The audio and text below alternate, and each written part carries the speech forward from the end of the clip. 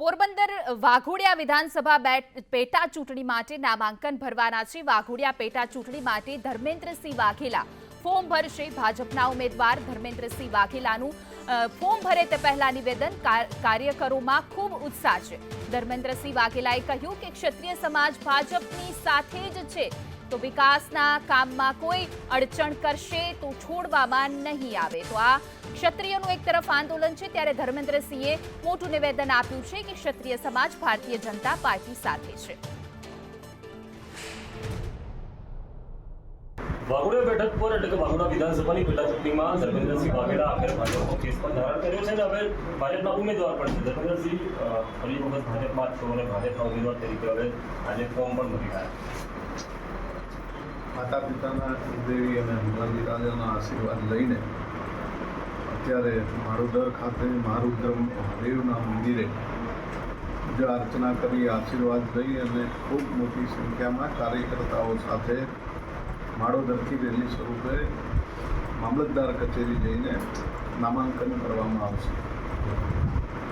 હર્ષંગી પણ આવી પાર્ટીના શિડ્યુલ પ્રમાણે હર્ષંગી સાહેબ આવે છે એવો મને પણ મેસેજ છે।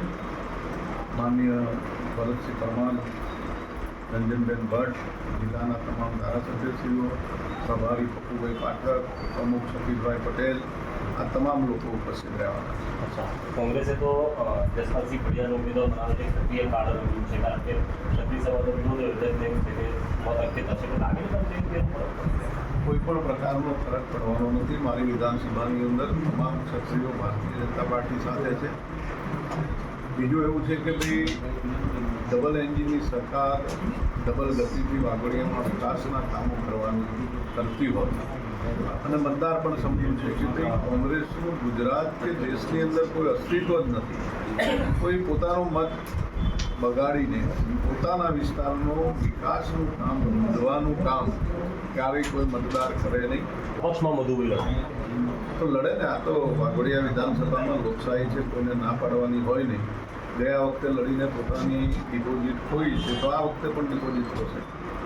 અધિકારીઓને પહેલા પણ તમે ખરાવી ચૂક્યા કામ માટે હજુ પણ દબાઈ હોય છે વિકાસના કામ માટે કોઈ પણ અધિકારી મારા વાઘોડિયા વિધાનસભાના કામો પોતે વિકાસના કામ કરવામાં અડચણરૂપ થતા હોય અને વિકાસનું કામ અટકાવતા હોય, અમારા મતદારોએ, અમારા કાર્યકર્તાઓએ નારો આપેલો છે કે અબ કે બાર 1 લાખ કે પાર।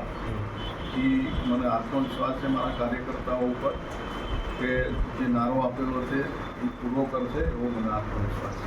ધર્મેન્દ્રસિંહ વાઘેલાનું કહેવું છે કે 1 લાખથી વધુની લીડથી જીતશે અને ક્ષત્રિય સમાજ પણ તેમની સાથે છે, એટલે કે આ વખતે જીત પાકી છે અને બાકી જેને પણ સામે લડવું હોય કોંગ્રેસનું અસ્તિત્વ નથી અને મધુભાઈ માટે કહેવું છે કે તેમને સપના જોવાનો તમામને અધિકાર છે।